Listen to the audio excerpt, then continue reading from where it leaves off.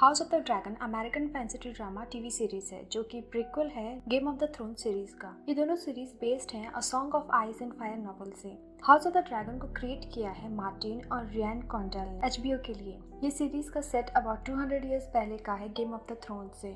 ये series premiere हुआ था अगस्त 21, 2022 से और इस फर्स्ट सीजन में 10 एपिसोड्स होने वाले हैं। तो चलिए स्टार्ट करते हैं एपिसोड 1 जिसका नाम है द एयर्स ऑफ ड्रैगन। तो एपिसोड स्टार्ट होता है नरेशन से जहां बताया जाता है कि फर्स्ट सेंचुरियन टारगेरियन डायनेस्टी का एंड होने वाला है। एज वहां के किंग जेहरी जो काफी बूढ़े हो चुके हैं वो अब अपने लास्ट स्टेज में हैं। इस टाइम टारगेरियन किंगडम फाइट्स में और उनसे पावरफुल कोई नहीं है इस वर्ल्ड। किंग जेहरी ने 60 ईयर रूल किया पीस और प्रॉस्पेरिटी के साथ, पर उनके दोनों सन ट्रेजेडी में मारे गए। अब उनके पास कोई वारिस नहीं है जो किंगडम को आगे चला सके। किंग ने द ग्रेट काउंसिल को कॉल किया और किंगडम के लिए सुटेबल वारिस चूज करने को कहा। इसके लिए हजारों लॉर्ड्स हॉल पहुंचे जिनसे सिर्फ 14 उत्तराधिकारियों ने क्लेम और सिर्फ 2 ही उनमें से कंसिडर हुए, जिनमें से पहली थी प्रिंसेस रैनिस टारगेरियन जो कि किंग के ओल्डेस्ट डिसेंडेंट है और सेकंड थे प्रिंसेस के यंग कजन विसरिस टारगेरियन जो कि किंग के एल्डेस्ट मेल डिसेंडेंट थे।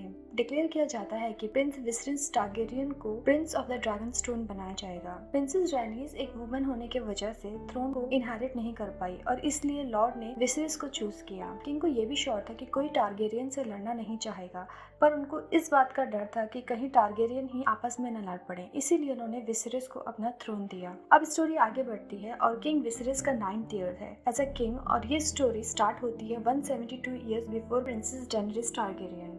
अब हम देखते हैं एक शानदार ड्रैगन को उड़ते हुए जिसका नाम है सिरेक और उसके ऊपर बैठी है किंग विसरिस की daughter princess Rhaenyra Targaryen. Rhaenyra only child है किंग विसरिस की।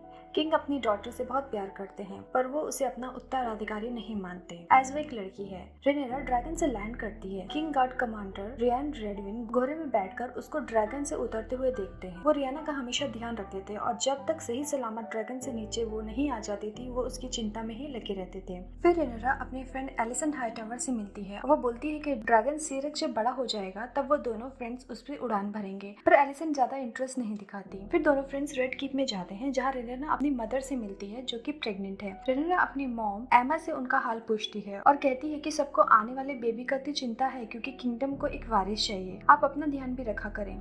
जिस पर एमा से बोलती है कि उसे भी एक दिन ऐसे ही प्रेगनेंसी को एक्सपीरियंस करना होगा। ये डिस्कम्फर्ट तो जरूर है पर ये उसकी ड्यूटी है किसी किंगडम को वारिस देकर और उसे सर्व कर।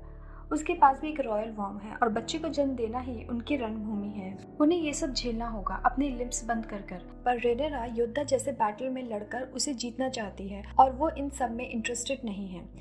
अब सीन शिफ्ट होकर एक स्मॉल काउंसिल की मीटिंग में जाता है जहाँ king Viserys, hand of the king Otto Hightower, master of ships स्कॉटिस वेलरियन जिनकी वाइफ है रेनेरिस टारगेरियन जो थ्रोन के लिए विसरिस के साथ कंसिडर हुई थी, और यहाँ पर है मिस्टर्स मेलॉस लॉर्ड लाइमन बीसबरीज जो कि मास्टर ऑफ कॉइन है। कॉर्ट्रिस यहाँ एक प्रॉब्लम के बारे में बताता है कि 3 फ्री सिटीज टायरोस, लाइस और मेयर मिलकर ट्राय की बना रहे हैं और उनका लीडर है क्राइफिड जो सारी फ्री सिटीज को मिलाकर पोर्ट्स बना रहा है और पायरेट्स को मार रहा है।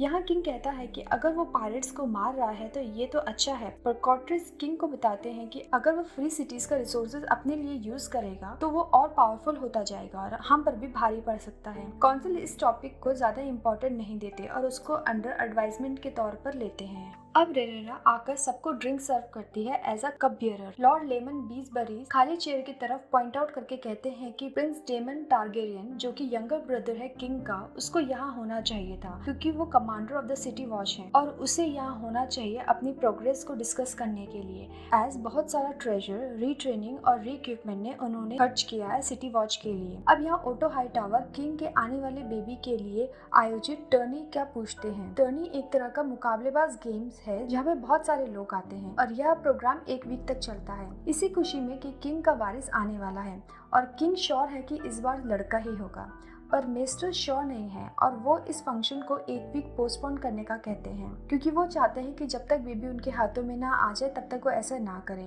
एज यहाँ पर टर्नी में बहुत सारा खर्चा होने वाला है पर किंग अभी पोस्टपोन नहीं कर सकते क्योंकि उनके बहुत से गेस्ट अपने किंगडम से अभी निकल चुके हैं और वो नहीं चाहते कि वो उनको वापस भेज दें। रेनेरा किंग गार्ड रेयम के साथ थ्रोन रूम में जाती है जहाँ थ्रोन में कोई बैठा हुआ होता है और रेयम ये देखकर थोड़ा शॉक होता है पर रेनेरा उसे ये इग्नोर करने को कहती है। आयरन थ्रोन पर डेमन टारगेरियन बैठा हुआ था, यानी किंग का यंगर ब्रदर।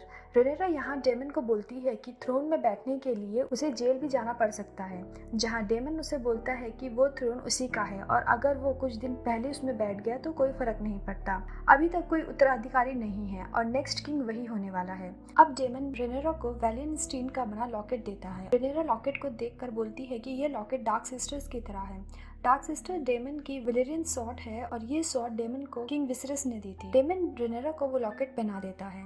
अब हम देखते हैं रेनेरा और एलिसेंट हाईटावर को जो गार्डन में पढ़ रहे होते हैं, जहाँ रेनेरा बोलती है कि उसे बहुत खुशी होगी अगर उसका भाई हुआ तो, एज उसके डैड यही चाहते हैं, पर उसको उसकी मॉम की बहुत फिक्र है। और वो ये भी बोलती है कि उसे क्वीन बनने में कोई इंटरेस्ट नहीं है और ना ही उसे थ्रोन में कोई इंटरेस्ट है, उसे तो बस ड्रैगन में पूरी दुनिया घूमनी है एलिसेंट के साथ। अब हम देखते हैं किंग को अपने रूम में, जहाँ मिस्टर मेलन और ओटो हाईटावर भी थे और यहाँ किंग के बैक में एक घाव भी दिखाया जाता है जो कि आयरन थ्रोन में बैठने की वजह से उन्हें लगा था और वो हील ही नहीं कर रहा था। ओटो हाईटावर बोलते हैं कि इसके बारे में किसी को पता नहीं लगना चाहिए। किंग अब अपनी वाइफ एमा से मिलने जाते हैं, जहां एमा गर्म पानी में टब में रिलैक्स कर रही होती है क्योंकि उसकी प्रेगनेंसी बहुत डिफिकल्ट रही है। वहीं एमा कहती है कि वो अब ये लास्ट टाइम बर्थ देगी क्योंकि अब वो थक चुकी है। एमा के पहले भी बहुत से बच्चे हो चुके हैं, या तो वो मर गए या फिर एमा का मिसकैरेज हो गया। ऐसा उसके साथ 5 बार हुआ है और अब वो यह दुख नहीं झेल सकती। एमा किंग से टर्नी के बारे में पूछती है, क्यों इतनी बड़ी टर्नी रखी गई है और अभी से वो बेबी को बिगाड़ रहे हैं। अब हम देखते हैं डेमन टारगेरियन को, जो अपने न्यू ट्रेन गार्ड्स के साथ एंटर करता है सिटी में और बहुत सारे क्रिमिनल को पकड़ के उन्हें बिना किसी ट्रायल के मार देता है।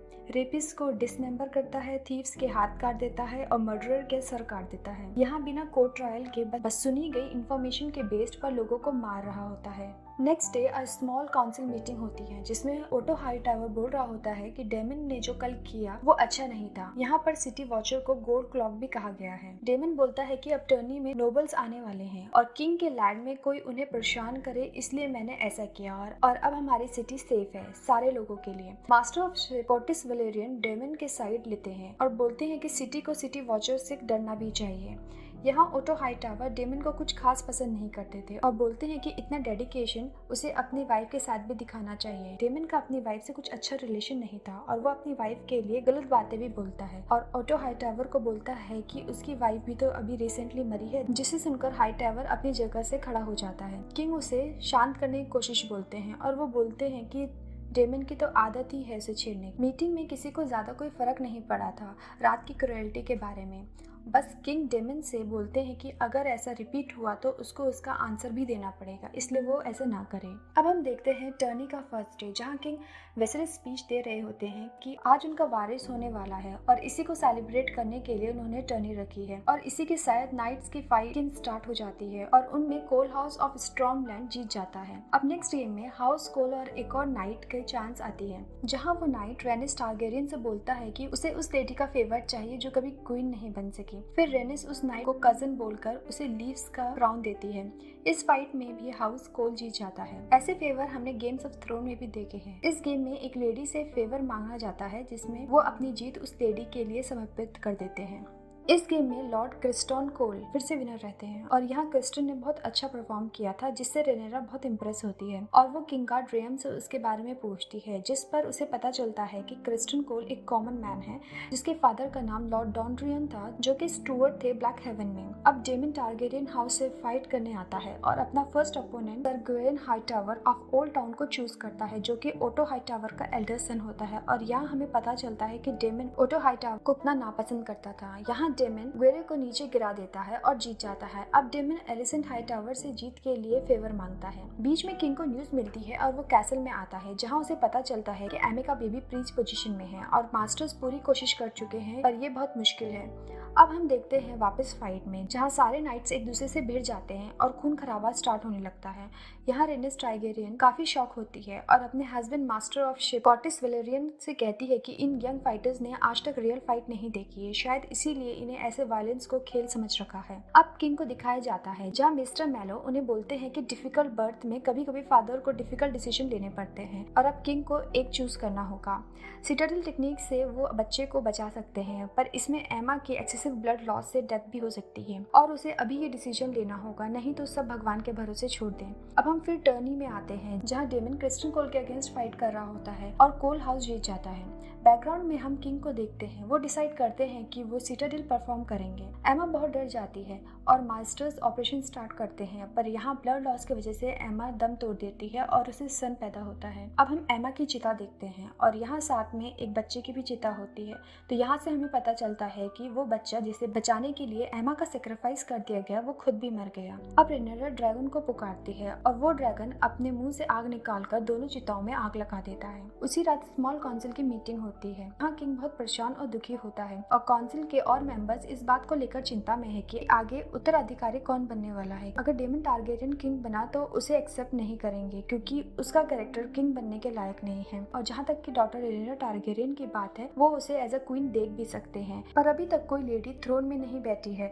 पर वो लोग रेनेरा के लिए रूल चेंज करने को तैयार हैं क्योंकि रेनेरा में क्वीन बनने की काबिलियत है। पर किंग यहाँ गुस्से में आकर उन्हें बोलता है कि क्या अब उसे अपने डॉटर और अपने भाई के बीच में चूज करना होगा, और यहाँ सब अपनी अपनी सोच रहे होते हैं। ये सब बातें डेमन चुप चुप कर सुन रहा होता है। अब हम देखते हैं ओटो हाईटावर को जो अपनी डॉटर एलिसन के साथ होता है। वो अपनी डॉटर को किंग के साथ अच्छे रिलेशन बनाने को कहता है और कुछ टाइम स्पेंड करने को भी कहता है, पर एलिसन को ये पसंद नहीं आता। पर फिर भी वो अपने डैड का बात मान लेती है और अपनी मॉम की अच्छी सी ड्रेस पहनकर अपने साथ एक बुक लेकर जाती है, एज उसे पढ़ना बहुत पसंद था। एलिसन किंग से कहती है कि वो उसके दुख को समझ सकती है क्योंकि जब उसकी मॉम की डेथ हुई थी तो काफी लोग उसे भी समझाने आए थे। वो दोनों काफी बातें करते हैं। अब हम देखते हैं डेमन को जो कि ब्रोथल में एंजॉय कर रहा होता है। वहाँ एक तरह का जश्न चल रहा है कि अब नेक्स्ट किंग डेमन ही है, और डेमन का सपोर्टर्स और उसके फ्रेंड्स का यही मानना है कि वो ही अब नेक्स्ट किंग बनेगा। अब next day Otto Hightower king को बताता है कि कल डेमन सेलिब्रेट कर रहा था आपके बच्चे की डेथ पर। उसने कल खूब एंजॉय किया और उसने आपके मरे हुए बच्चे को एक दिन का उत्तराधिकारी भी कहा था। इससे किंग को बहुत दुख होता है और वो डेमन को बुलाता है और उससे पूछता है कि उसके साथ जो हुआ क्या उसको उसका जरा भी दुख नहीं है, वो इतना शेल्फिश कैसे हो सकता है। डेमन यहाँ बोलता है कि हर किसी का दुख बनाने का तरीका अलग होता है। किंग इस पर बहुत गुस्सा होता है और उसे वापस किंग लैंडिंग जाने को कहता है और वो उसे उसकी वाइफ के पास वेल जाने को वापस बोलता है। जाते हुए डेमन किंग को बोलता है कि ओटो हाईटावर उसके कान भर रहा है और उसे उसके खिलाफ कर रहा है, पर किंग यहाँ किसी की नहीं सुनता। अब किंग रेनेरा के पास जाता है और वो उसे बोलता है कि उसने कभी उस पर ध्यान नहीं दिया, जबकि वो एमा की सबसे अच्छी डॉटर है और वो किंगडम की ड्यूटी के लिए बिल्कुल फिट है और वो उसे अपना नेक्स्ट उत्तराधिकारी मानता है। अब हम देखते हैं बिलेरियन द ग्रेट का स्कल। इससे बड़ा ड्रैगन किंग्स लैंडिंग में आज तक नहीं देखा गया और इस पर वेसेरिस ने सवारी की थी और इस ड्रैगन के मरने के बाद वेसेरिस ने उड़ना छोड़ दिया था। अब हम देखते हैं एक सेलिब्रेशन जहाँ बहुत सारे लॉर्ड आए होते हैं वेस्टोरस के। सब रेनेरा को सपोर्ट करने आए थे, पर कुछ लॉर्ड ऐसे भी थे जो उसके खिलाफ थे, पर वो अब कुछ नहीं कर सकते थे। अब हम देखते हैं ड्रैगन कैरेक्सिस को जो डेमन का ड्रैगन है और अभी ये वेस्टोरस का सबसे बड़ा ड्रैगन है। ड्रैगन के साथ एक लेडी भी दिखाई जाती है जो शायद डेमन की गर्लफ्रेंड है और वो दोनों वेल के लिए निकल जाते हैं। तो यहीं पे ये एपिसोड 1 एंड हो जाता है। होपफुली आपको ये वीडियो अच्छी लगी हो। कमेंट्स में आप अपने क्वेश्चंस पूछ सकते हैं। तब तक के लिए आप मेरी और वीडियोस को चेकआउट कीजिए और इसे लाइक कीजिए और चैनल को सब्सक्राइब कीजिए। अब मैं मिलती हूँ नेक्स्ट एपिसोड में।